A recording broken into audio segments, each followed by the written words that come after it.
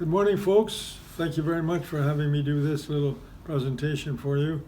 And I've been, since 2004, been a member of the Memory Project, which is a national program recruiting veterans to volunteer and speak.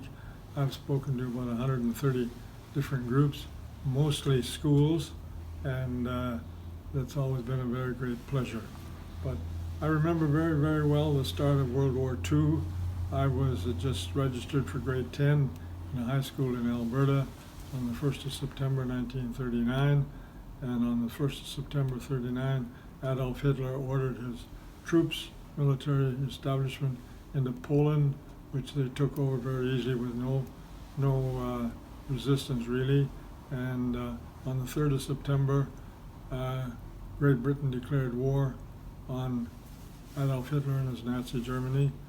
On the 4th of September was my 16th birthday, and on the 10th of September, Canada declared war on Adolf Hitler and his Nazi Germany.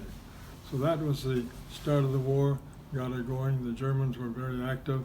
They had a significant submarine fleet, and they sent the submarine fleet out into the North Atlantic with the intent of sinking as many ships as they could that were taking goods over to Great Britain, and by that they thought they could have Great Britain surrender, but of course that didn't happen, and the war in the North Atlantic continued significantly for a goodly number of years. The first 2 or 3 years, the German submarines were very active and very successful.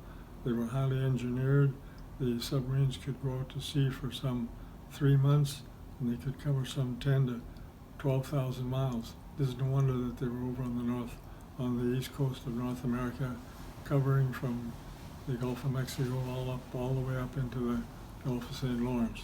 And that was the active part that the submarines were doing at that particular time as they went into 1940 and 41. The Canadian Navy had accepted the responsibility of protecting convoys that were taking goods to Great Britain. There was just a constant flow of merchant ships from North America, from the United States and Canada, going across to Great Britain, and they had went over in convoys, which meant there was 30, 40, or 50 ships in the convoy, and whatever warships were available to protect them around as they traveled across the North Atlantic. The Canadian Navy accepted the responsibility of looking after or protecting the convoys, and the Navy grew very fast, and both in terms of ships and personnel. And by the time 1942 came, the tide had sort of changed between the Canadian Navy and the Royal Canadian Air Force. They were able to subside the submarines very significantly, and that resulted in a decreasing activity in the war. And from there on, the war in the North Atlantic was really considered to be the longest battle of World War II, starting in September 39 and ending in May 45. Now, for my part, I finished high school in 1942, and in October 1942 I joined the Navy in Calgary at HMCS Tecumseh, and I joined the Navy as a coder. At that time in the Navy there were 3 communications divisions: the visual signalman, the radio operator, and the coder. The radio operator operated from his little cubicle listening to a constant flow of messages, but they were all in code, so they were handed to the coder, who in effect decoded the messages, wrote them out in English, and sent them to the officer of the day up on the ship. And that's the way it went on, and after I joined, I went to St. Hansen for a quick training, and then I quickly after that went to Halifax, and the first ship I was on was HMCS Hepatica, and I spent some 14, 16 months on that ship, and then about 40, 45 personnel on it. It was a corvette.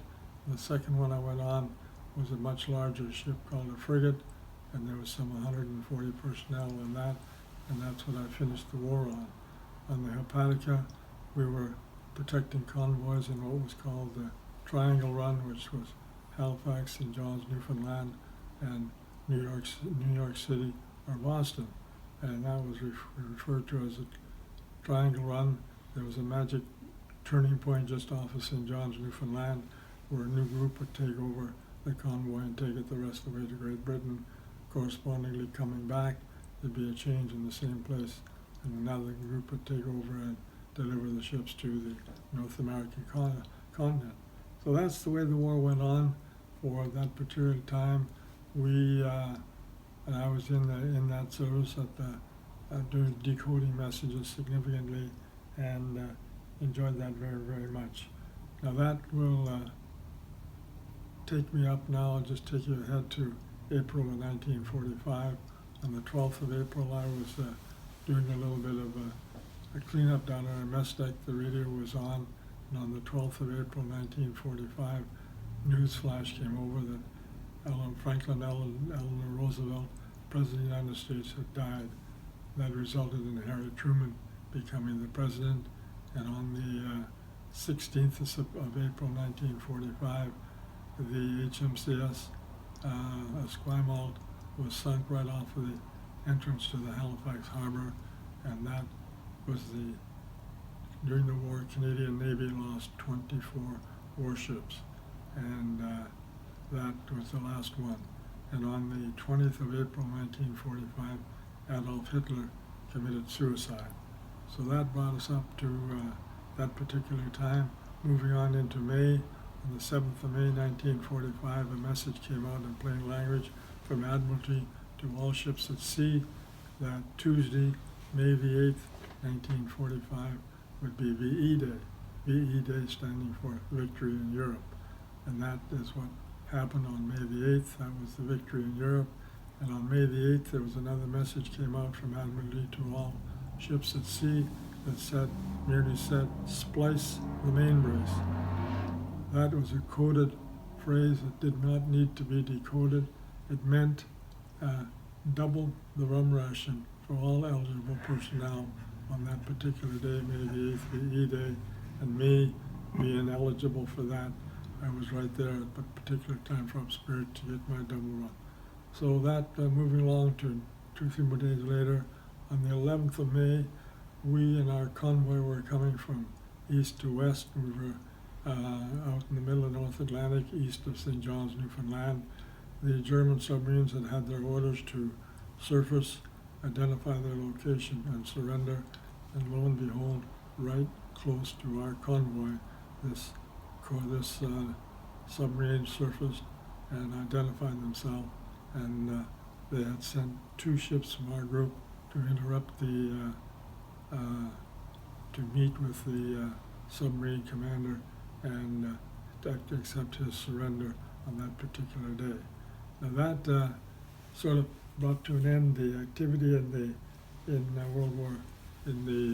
North Atlantic at that particular time, identified as the longest battle of World War II, Battle of the North Atlantic. And that takes us up now to the time of remembrance, and we know that we all have a Remembrance Day on November the 11th across our nation, and it is a time of remembrance.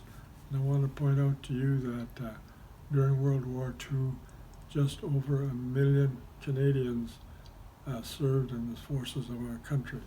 When you think about our overall population was only 12 million, that's a significant percentage of our personnel, of our people that went to war.